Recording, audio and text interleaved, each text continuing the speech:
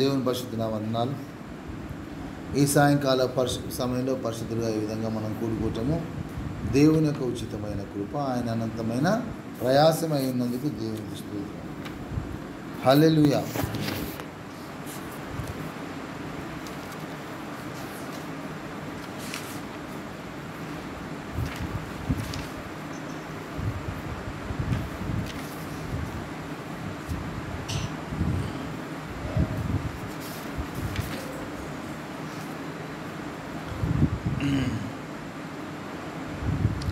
దేవుని యొక్క జ్ఞానాన్ని మనం ఆ విధంగా తెలపాలని దేవుని యొక్క చిత్తమైనది. మన సోదరి మీరమ్మ దగ్గర కూడా ఒక వేరే లాంగ్వేజ్, అంటే ఆ తయారు చేసే వాళ్ళు ఒరిస్సా వాళ్ళు ఎవరో ఉంటారు. వాళ్ళకి హిందీ అంటే హిందీ తప్పితే ఇంకేం రాదు, ఏమో హిందీ రాదు.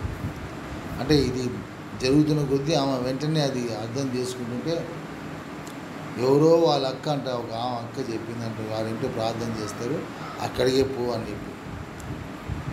అంటే ఉత్తగా ఆమె క్రిస్టియన్ కూడా కాదు, ఆమె వచ్చి ఎప్పుడు ఈమె దగ్గర చింతా ఉంటుంటే, అంటే ఆమె చెప్పే విధానం ఆమె అర్థం చేసుకుని, అంటే ఒక మీనింగ్ ఆమె హిందీ రాదు, ఆమెకేమో ఈయన చెప్పే విధానం అర్థం, యాక్షన్స్ అనేది అక్కడ ఏంటంటే ఆమె పూర్తిగా అర్థమవుతుందంట. ఆ మాట ఆమె ఎవరు మన మేరం పంచుకున్నాం, నాకు చాలా మంచి, నేను చెప్పేది ఏదో పూర్తిగా ఆమెకు అర్థమైపోతుంది.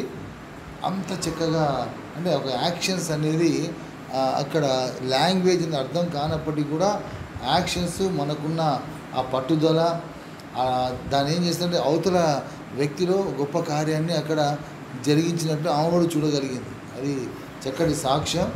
దాన్ని బట్టి దేవుని వందనాలు. నిన్ననే ఆ విధంగా దేవుడు మనల్ని ప్రేమించి చక్కటి ఒక సమయాన్ని దయచేస్తున్నాడు. మనం కూడా మనం చేస్తున్న పనిని ఎన్నడూ కూడా మనం దాన్ని ఎక్కడ కూడా మనం దాన్ని నెవర్ డౌట్, ఏంటమ్మా, నేను డౌట్ చేయను. నేను చేస్తున్న పని ఏంటంటే పరిశుద్ధాత్మ దేవుని కార్యం. అంతే. పరిశుద్ధాత్మ దేవుని కార్యాన్ని ఆటంకపరచను, ఆ పరిశుద్ధాత్మ దేవుని కార్యాన్ని నేను అనుమానించను.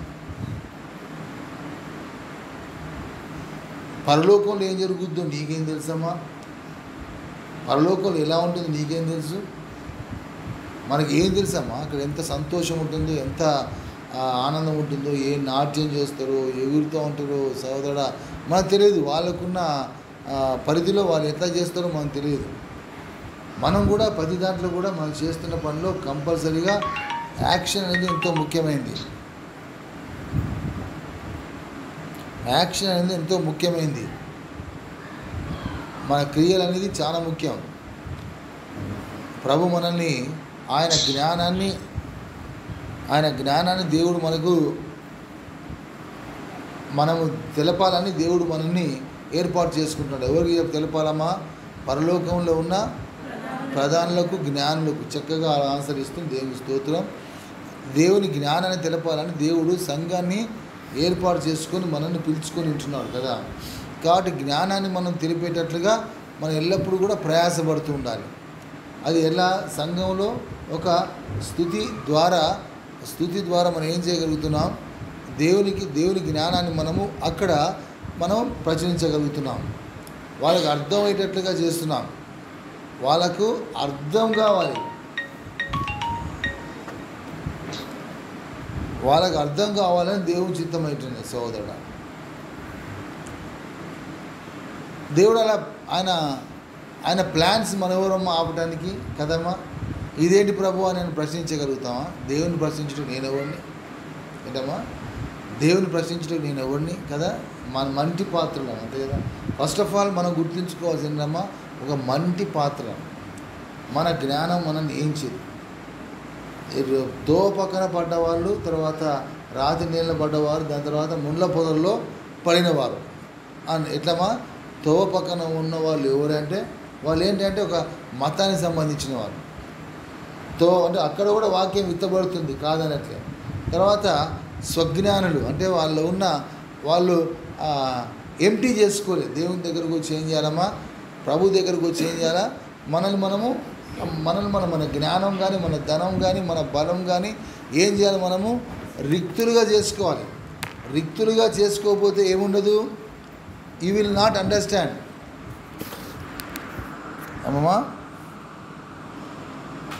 రిక్తులుగా చేసుకోకపోతే ఏమవుతుంది? నీవు విన్న వాక్యం అంతా కూడా ఎవరు తీసుకుపోతారు? సాతాను ఎత్తుకపోతుంటే అర్థం ఏంటి? ఎక్కడికో పోదు. ఏంటమ్మా వేరేది వచ్చి నాడుతూ ఉంటుంది. అక్కడ ఏం నాడుతుందమ్మా? మీరు ఏం నాటుద్దామా? మన గురుగులు తీసుకొచ్చి నాటేస్తూ ఉంటారు.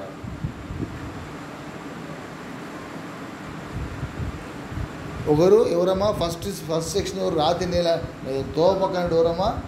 మతానికి సంబంధించిన వాళ్ళు. అంటే క్రైస్తత్వం అనేది మతంగా తీసుకుని ఆ విధంగా మతంగా ఎవరైతే ఆశ్రయిస్తూ ఉంటారో వాళ్ళకు వాక్యం వినబడుతుంది, కాదనట్లేదు.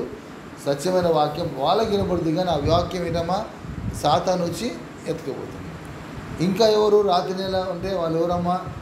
ఎంటీ చేసుకున్నారు. అంటే ఏంటంటే దేవుని దగ్గరకు వచ్చి నేను ఒక జ్ఞానిని, నేను ఒక బలవంతుణ్ణి, నాకు అధికారం ఉన్నది, నేను పెద్ద ఆఫీసర్ని, లేకపోతే నేను ఒక ఎవరమ్మా ఇంకా పెద్ద బిజినెస్ మ్యాన్ని కదా, నాకున్న జ్ఞానం అంటే జ్ఞానాన్ని వదిలిపెట్టుకోకుండా ప్రభు దగ్గరకు వచ్చిన వారికి కూడా ఏమి వినబడుతుంది? దేవుని వాక్యం వినబడుతుంది. కానీ ఏంటమ్మా? తోవ పక్కన అంటే అది లేపుకొని ఉంటుంది. అది జనవరి ఫలం అనేది ఉండదు అన్నమాట. ఫలం అనేది ఉండదు సహోదరుడు, ఫలం ఉండదు. ఆ సత్యాన్ని మనం గుర్తించాల్సిన వారు ఉంటున్నాం. ఇదేంటబ్బా మరి అంటే మరి వాస్తవం అది జరుగుతుంది. అది రెండోది ఏంటమ్మా? రాతి నేల. ఎవరమ్మా? రాతి నేల. ఈ మాట కూడా జ్ఞాపకం చేస్తున్నాను. మనం కూడా దేవుని యొక్క వాళ్ళు నిజమైన మారు మనసు, పశ్చాత్తాపపడే మనసు లేని వాళ్ళు. ఎవరమ్మా? నిజమైన మారు మనసు లేదు. మారు మనసు పొందినా ఏంటమ్మా? పశ్చాత్తాపపడే హృదయం లేదు. నేను చేసిందే కరెక్ట్, నా తప్పు లేదు అంటారు బాబు సోదరు. దాన్ని వెరీ వెరీ ఇంపార్టెంట్. ఇది ఎవరిని ఉద్దేశించి చెప్తున్న మాటలు కావు, మనం జ్ఞాపకం చేసుకోవాలి. ఏంటమ్మా? ఇది పశ్చాత్తాపం పడకపోతే ఎవరమ్మా వాళ్ళు? రాతి నేల, వెరీ స్ట్రాంగ్, అది దిట్టమైన ఒక రాయి. దాన్ని ఎవ్వరు కూడా బాగు చేయరు. ఆ రాతి నేలలో కొద్ది దూరం వాక్యం పోద్ది, కానీ దాని తర్వాత అది పనిచేయదు, లోపలికి పోదు, లోతుకు పోదు. వాళ్ళకి వాక్యము వినబడుతుంది, వాళ్ళకు కూడా వాక్యం వస్తుంది. కానీ ఏంటమ్మా? వాళ్ళు ఏంటి? రాతి నేల అంటే ఏమనుకున్నాం? మారు మనసు, నిజమైన మారు మనసు లేదు. తర్వాత పడినా కాదు.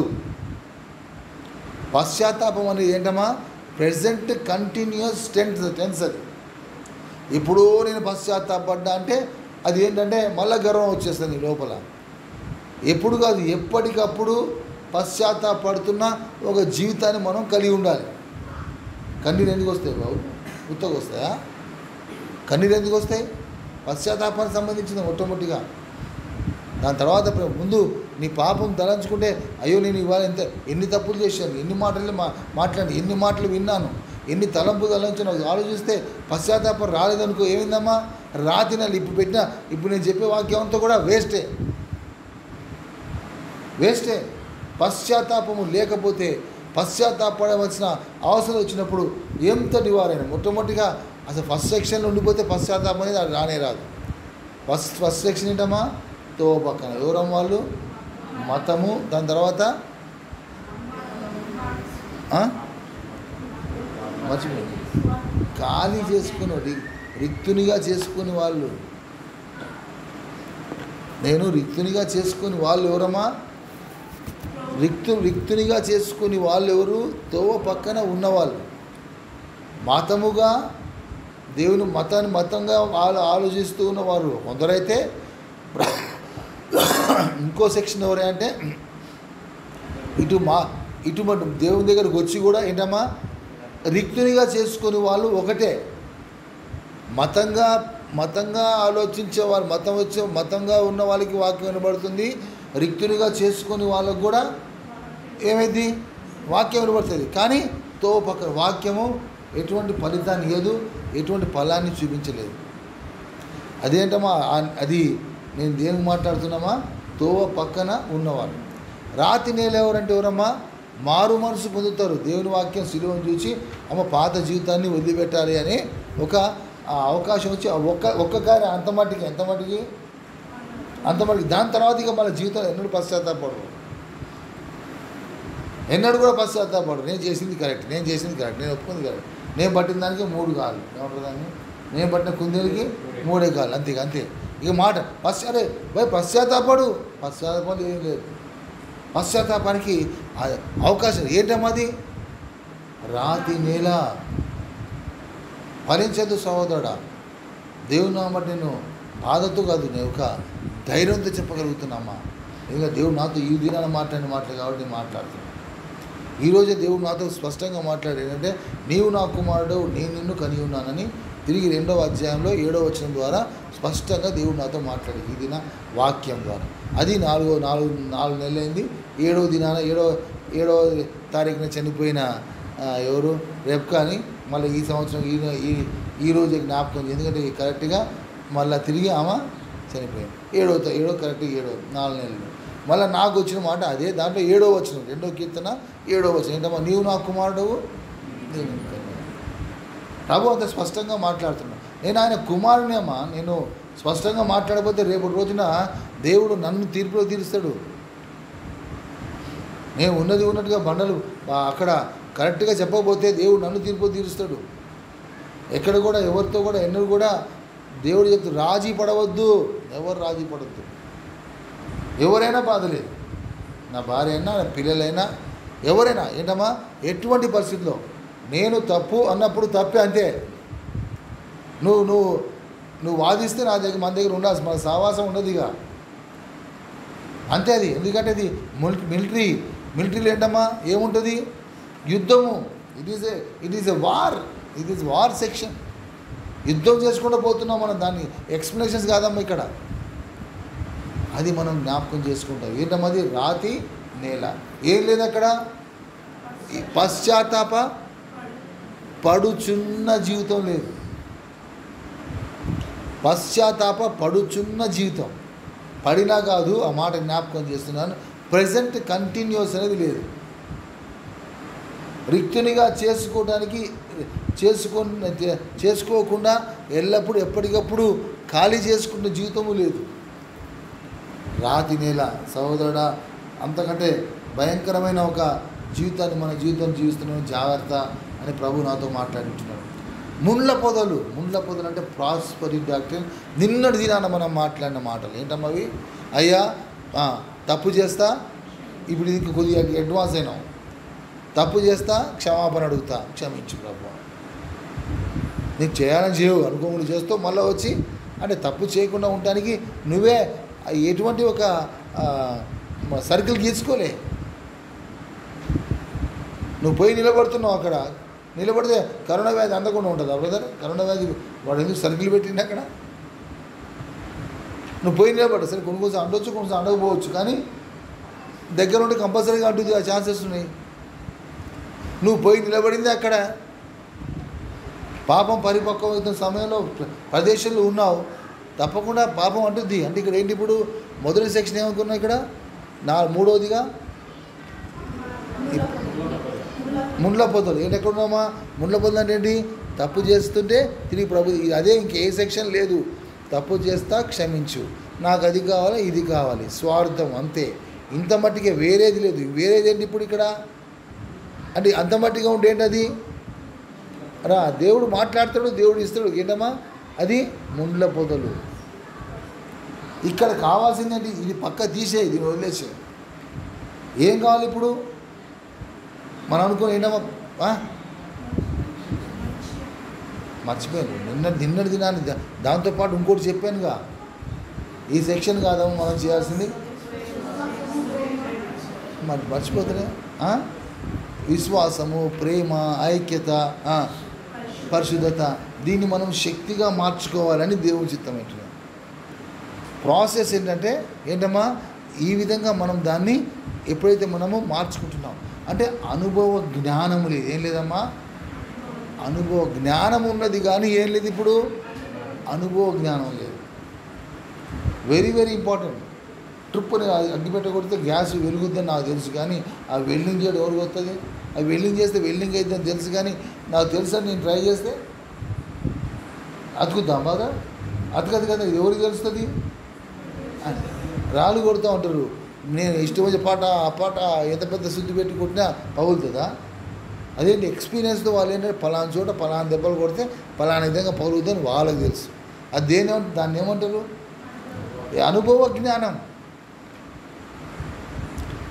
చెప్పటం శుద్ధితో రాయి పగులుతున్న సంగతి అందరికీ తెలుసు, కానీ ఎలా కొడితే ఏ సైజులో వస్తుంది, ఏ పగులు వస్తుంది, అది ఎవరు చెప్తారు? అది దేంతో వస్తుంది? అనుభవ జ్ఞానంతో వస్తుంది.